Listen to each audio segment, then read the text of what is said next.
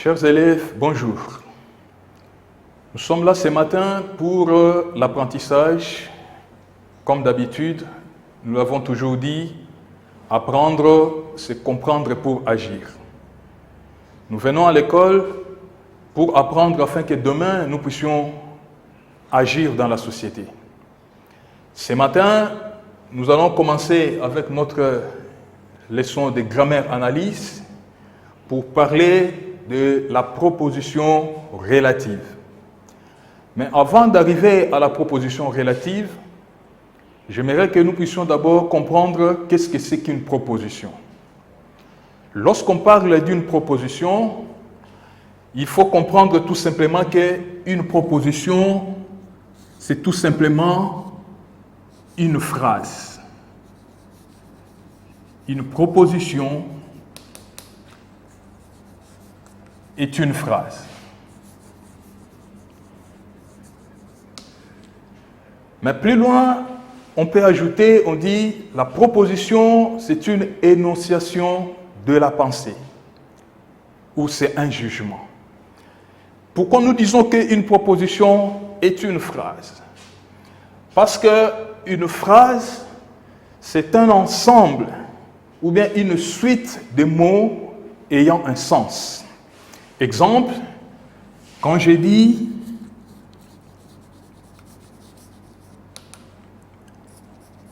Manono aime les oranges. Si je posais la question à l'élève Chizungu, cette phrase que je viens d'écrire au tableau est formée de combien de mots? Très bien, il me dit que cette phrase est formée de 4 mots. Nous avons le mot manono, aime, lait et puis orange. C'est une suite de mots. Mais quand nous prenons toute cette suite ici, nous comprenons qu'il y a un sens. Quand on dit Manono aime les oranges, nous comprenons qu'il y a un individu dans cette classe qui s'appelle Manono qui préfère manger les oranges. Ceci, nous pouvons l'appeler une phrase, mais c'est aussi une proposition. Donc une proposition, retenez tout simplement que c'est une phrase. Maintenant, cette proposition qui est devant nous, c'est une proposition absolue, parce qu'il est formé d'un seul verbe conjugué. Mais aujourd'hui, notre question va se focaliser sur la proposition relative. Pourquoi nous l'appelons une proposition relative? D'abord, pour que nous puissions en arriver là, il faut savoir qu'une proposition relative, c'est une proposition subordonnée. Elle est avant tout subordonnée, c'est-à-dire elle dépend d'une autre proposition. C'est comme à la maison. Vous formez une famille. La famille est formée des parents et des enfants. Les parents sont comme la proposition principale. C'est les parents qui jouent le premier rôle. Et vous, les enfants, vous jouez le deuxième rôle. C'est-à-dire vous êtes subordonnés, vous dépendez de vos parents. Donc la proposition relative, elle est avant tout subordonnée. Elle est subordonnée à quoi? À la principale. Alors, pour que la subordonnée ait son sens, elle doit être introduite par un mot.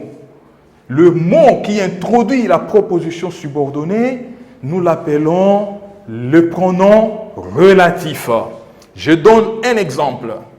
Quand nous disons la classe, ou d'entrée de jeu, pour suivre un bel ordre, nous disons la classe où je suis est bien ornée. La classe où je suis est bien ornée. Lorsque vous regardez cette phrase qui est en même temps une proposition, vous allez remarquer que nous avons la présence de « ou ».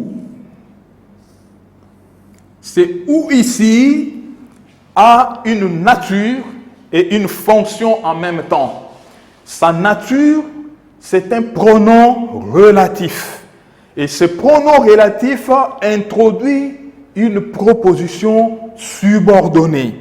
Dans cette phrase, nous pouvons dégager deux phrases. La première, c'est la classe est ornée. C'est une phrase. La deuxième, c'est je suis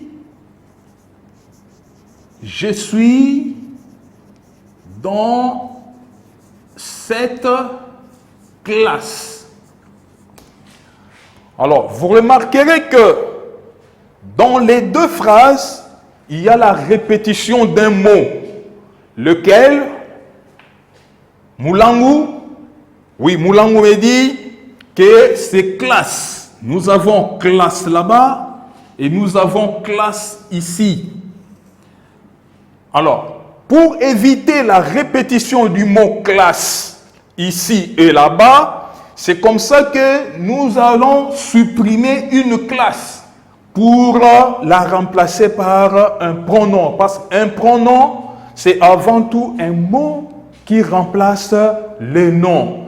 De ces deux phrases, nous obtenons l'unique phrase qui est la classe où je suis est bien ornée. Donc le où remplace cette deuxième classe que nous évitons de répéter.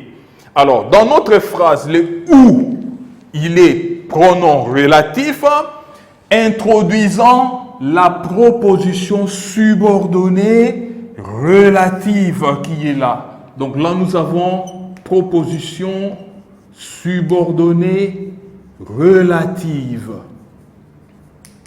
Alors, cette proposition subordonnée relative a aussi sa fonction.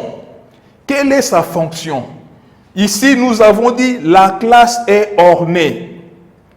Qui peut poser la question pour trouver la fonction de la classe? Oui. Moulangu? Ok.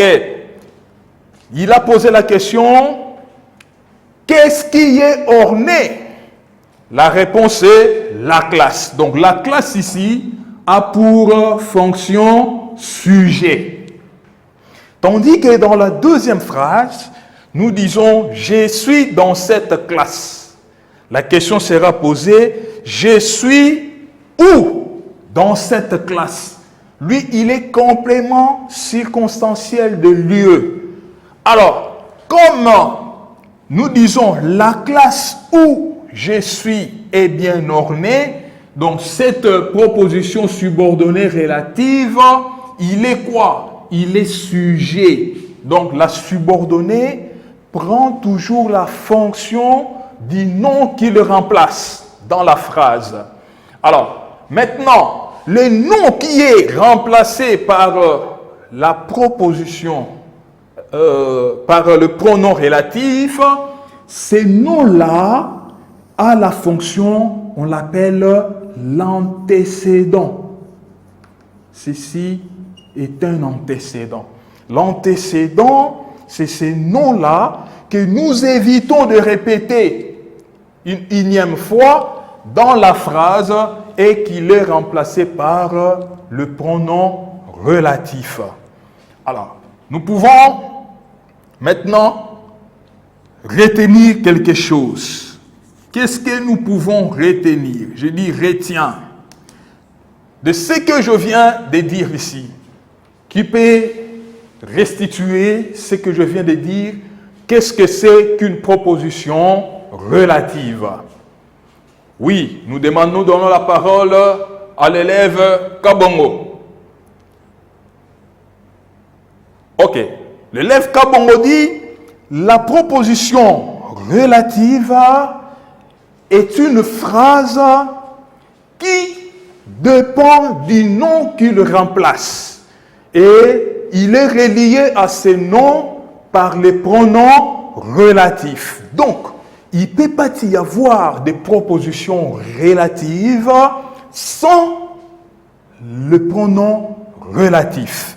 Maintenant, étant élève de 5e année, il faut reconnaître ces pronoms relatifs. Nous avons qui est un pronom relatif, qui peut introduire une proposition relative. Nous avons que. C'est aussi un autre pronom relatif. Nous avons dont. Nous avons quoi. Nous avons où. Ce sont là les pronoms relatifs simples. Tous ces pronoms relatifs sont invariables. Donc ça ne change pas, ça ne prend pas la marque du pluriel.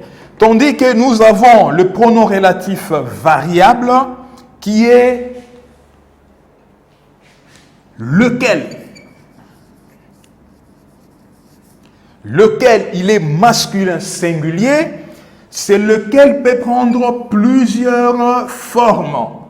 Il devient laquelle au féminin. Il peut devenir lesquels. Il peut devenir lesquels au pluriel. Devenir auquel. Il peut devenir auquel au masculin pluriel et ainsi de suite. Donc, lorsque nous avons ces pronoms relatifs qui suivent un nom, ils ont le rôle d'introduire une proposition subordonnée relative. Dans ces contextes, nous allons essayer de nous exercer au tableau en faisant ceci. Après ces explications, j'aimerais que nous puissions, moi je travaille au tableau et c'est vous qui avez la parole. Je demande à vous, élèves de 5e année, de passer à cette série d'exercices. Je dis, recopie les phrases, c'est-à-dire chacun dans son cahier va recopier ces phrases et après les avoir recopiées, il va souligner les propositions subordonnées relatives. Après les avoir soulignées, vous allez entourer, je dis entoure les antécédents. Nous avons parlé tout à l'heure des antécédents. Entoure les antécédents du pronom. Comme nous l'avons vu, le pronom est toujours précédé par son antécédent. La première phrase est celle-ci, commence déjà à réfléchir. J'ai dit la poésie que nous avons lue est bien écrite. Ça, c'est la première phrase. Vous allez la recopier dans votre cahier. Vous soulignez la proposition relative contenue dans cette phrase-là. Et après, vous entourez l'antécédent du pronom. Deuxième, nous avons l'enfant. L'enfant dont on parle. L'enfant dont on parle est un grand rêveur. Attention, il ne faut pas rêver en classe, ni à la maison quand il faut travailler. La troisième, la classe où se trouve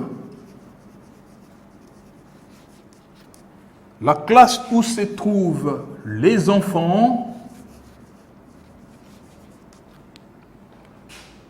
rêveurs. Attention, ça c'est une mauvaise classe.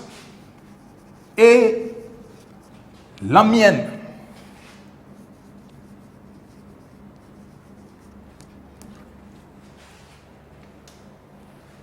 Quatrième phrase, nous allons nous arrêter à 5. L'oiseau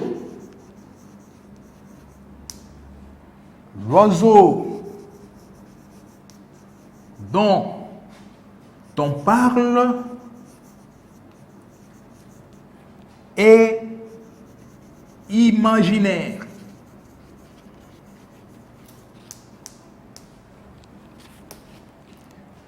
Enfin, cinquième phrase, le local où, disons, le local d'où tu sors,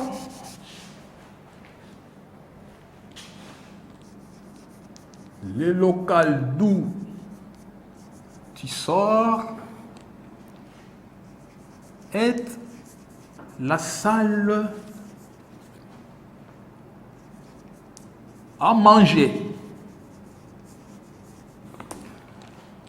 Voilà les 5 exercices que nous avons devant.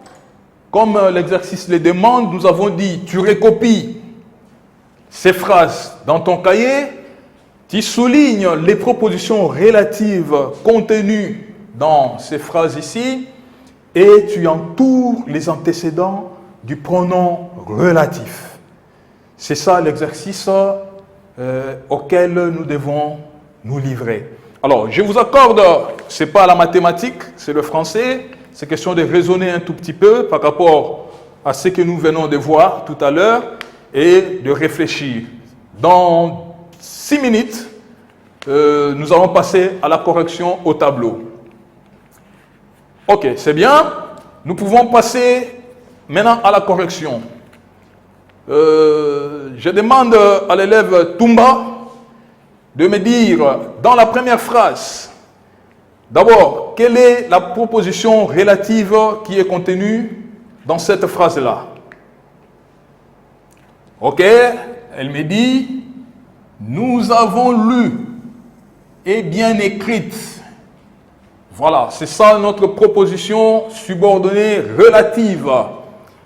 Ok, maintenant, il faut entourer l'antécédent du pronom. Quel est son antécédent? Oui, Manono? Très bien. C'est la poésie.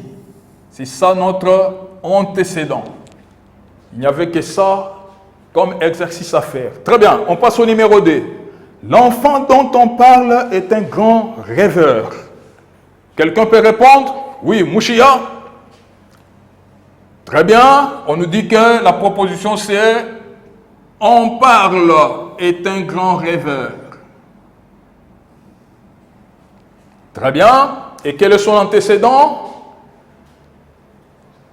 Ok, c'est l'enfant.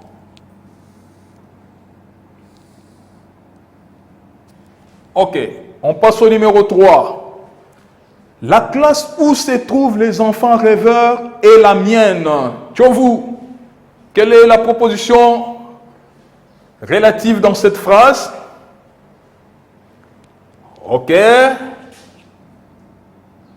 Se trouvent les enfants rêveurs. Ok. Et quel est l'antécédent du pronom relatif? Très bien. C'est la classe. Ok, nous passons au numéro 4. L'oiseau dont on parle est imaginaire. Ok, Lukombo. La proposition relative, c'est on parle et imaginaire. Très bien. Et quel est l'antécédent du pronom relatif? Ok, l'oiseau.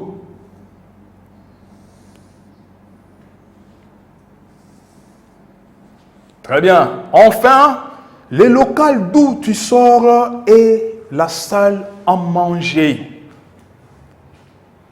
Qui l'appuie?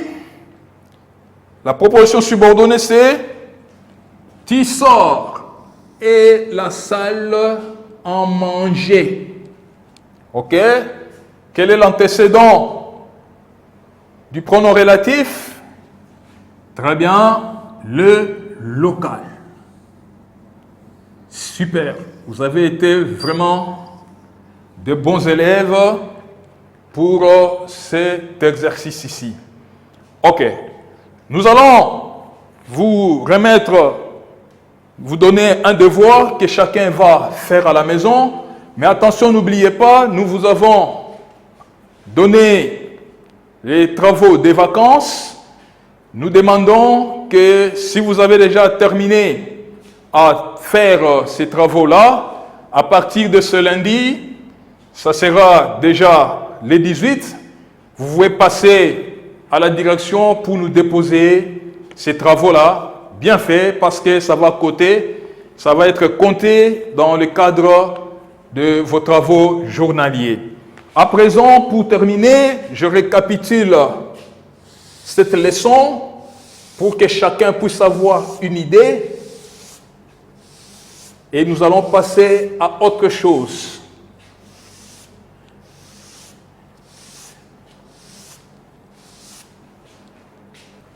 En récapitulation, nous allons d'abord commencer par la notion.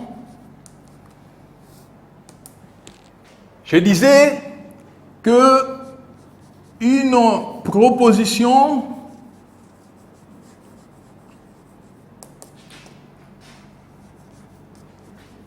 est une phrase. Première des choses qu'il ne faut pas oublier. Si on vous posait la question, qu'est-ce qu'une proposition? Il ne faut pas chercher tant de mots. Répondez tout simplement qu'une proposition est une phrase. Deuxième des choses, parce que nous parlons de la proposition relative, vous retenez que la proposition relative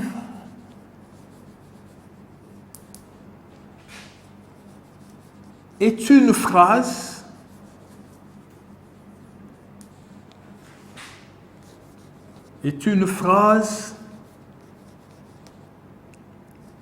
qui dépend du nom auquel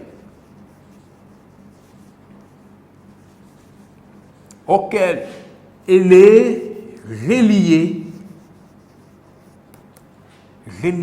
par un pronom relatif.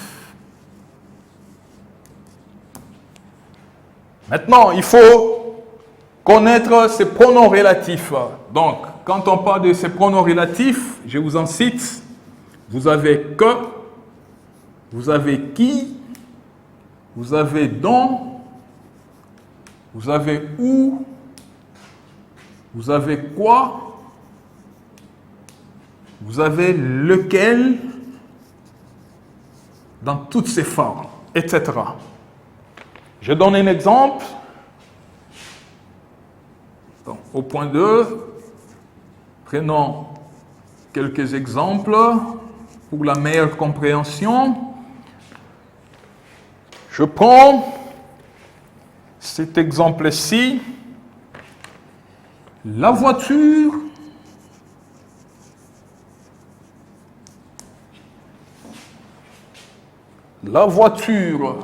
que tu admires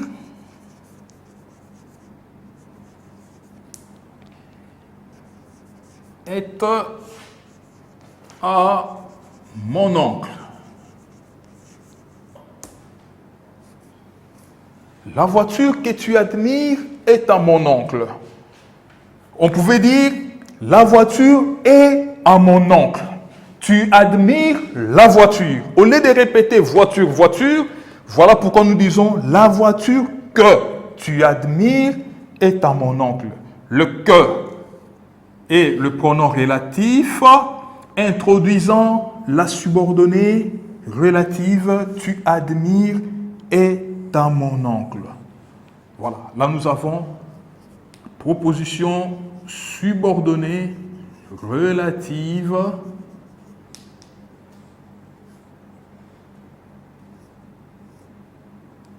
sujet. Qu'est-ce que tu admires? La voiture, c'est le sujet. Deuxième exemple pour terminer, pour la meilleure compréhension, nous prenons l'exemple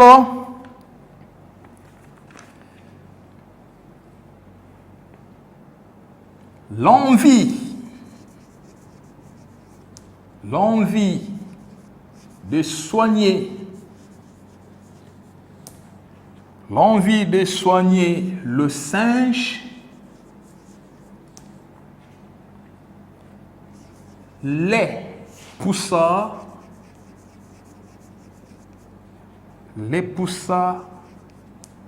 à pénétrer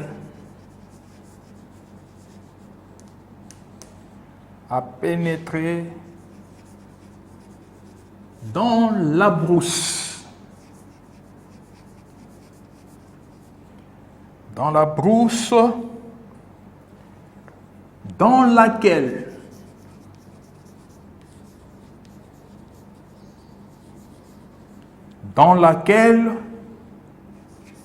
ils découvrirent